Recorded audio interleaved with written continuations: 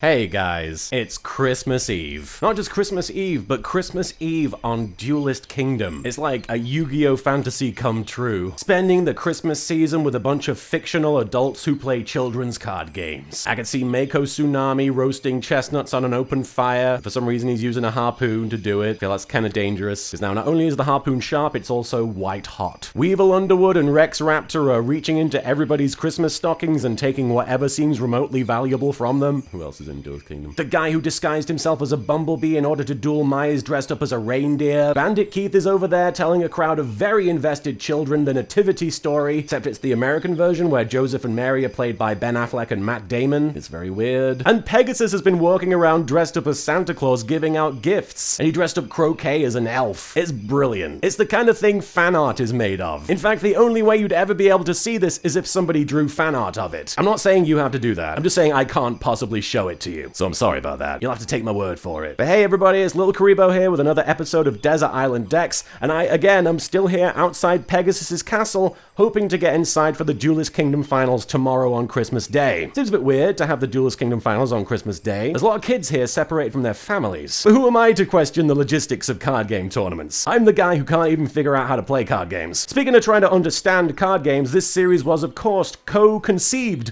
by MasakoX and his partner Philly over at the MasakoX stream channel. He's opening Super Dragon Ball Heroes packs every single day leading up to Christmas. He's not on an island somewhere celebrating Christmas with a bunch of anime characters, though. He's celebrating it with his loved ones in reality. Overrated, if you ask me. I think I definitely lucked out in this situation. And I have a tradition on Christmas Eve that I like to unwrap at least one present on that day. So let's unwrap another Code of the Duelist booster pack. This pack is kind of a bastard, much like Pegasus, in that they've often been full of cards that sort of rely on other similarly themed cards in order to work, I find. But last time I opened one, I actually found a pretty useful one. It was a pretty powerful monster, so I'm hoping I get a similar situation here where I find something that I wasn't expecting to. Nobody expects the powerful monster cards. Open sesame.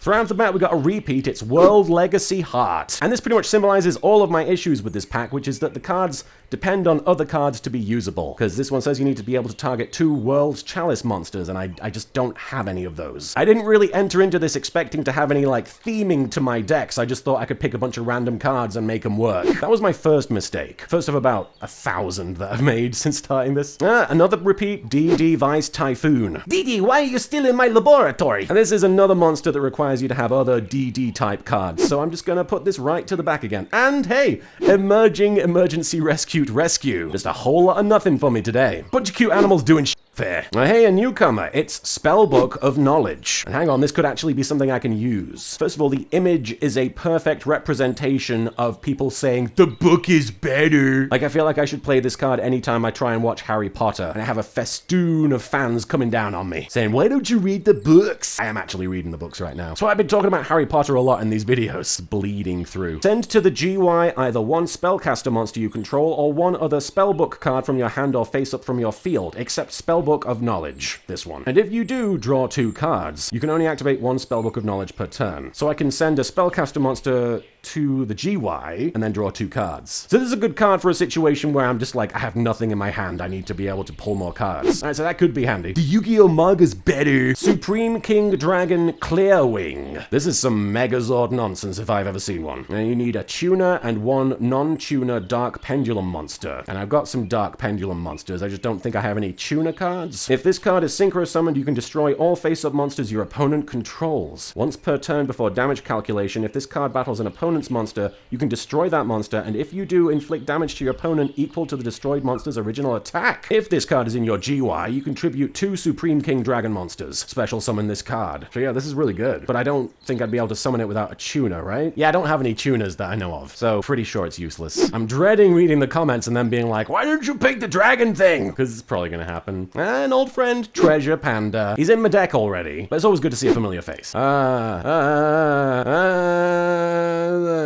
Former pal, Trump Panda. Trumpy Bear if it were a Yu-Gi-Oh card. Only slightly less upsetting. Yeah. Once per turn, you can increase this card's pendulum scale by 1, max of 12. When your pendulum monster is targeted for an attack, you can negate the attack. You can only use this effect to perform a pal Trump Panda once per turn.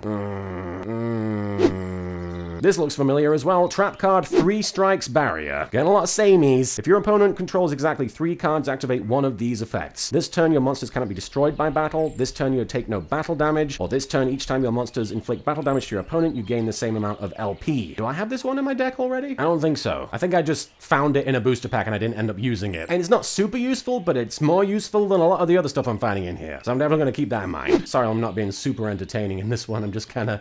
You get to a point where you've seen so many of these cards that you're like, what do I say? What do I even say? Speaking of, what do I say? Abyss Actor Trendy Understudy. I feel like that's something I just made up, but there it is, in your face. And it's like, it's the mayor from Halloween Town from Nightmare Before Christmas, except a guy, and he's got a trumpet. They're all musicians or something. When you pendulum summon a monster, you can add 1 face-up level 1 or 8 Abyss Actor pendulum monster from your extra deck to your hand. If you have 2 Abyss Actor cards in your pendulum zones, you can tribute this card, special summon 1 level 1 or 8 Abyss Actor pendulum monster from your hand or face-up from your extra deck. You can only use this effect of Abyss Actor Trendy Understudy once per turn. No, useless to me. And then we're right back to the beginning again, so it's either going to be Spellbook of Knowledge, which I don't think I need that much, or you know what, I'm pretty low on trap cards, so I'm going to go with 3 strikes barrier, which, you know, isn't immediately useful, but I feel like it's the only one I could really get anything out of from this selection that I've got this time. Well, that's the penultimate Desert Island Dex selection down. And it's not the biggest cliffhanger of all time, but I'm still really excited about what I could draw tomorrow. Because who knows, it could be the card that draws everything together and makes it work. It could be the ultimate card that I end up using to defeat Pegasus. Or it could be absolute shit. What do you think the odds are? Do you think I chose right this time? Do you think I chose wrong? Let me know in the comments, as always, please. I love having that dialogue. And as always, thank you so much to our Patreon pledges. We really do appreciate all of your support. Your name's going along the screen. Is it that way? I think it's that way. You're going that way. I'm gonna look like an idiot pointing out in the video because I'm like, it's right there. What am I doing? But we really wouldn't be able to make half of the stuff that we make without you guys. Not barely any of it, if any of it. So thank you so much as always, because you guys are part and parcel of this whole operation. Want to give a huge shout out to MasakoX over on his MasakoX stream channel, where he's opening Super Dragon Ball Heroes card packs every day leading up to Christmas, which is one more day. Now, he only got one more card pack to open, Masako. Hope you're ready for that. And since this is the night before Christmas, I want to wish on a star that Santa Claus will bring me tomorrow the star chips that I need to enter the Duelist Kingdom finals and beat that bastard Pegasus, because he is a bastard. Merry Christmas Eve, everybody. I'll see you tomorrow.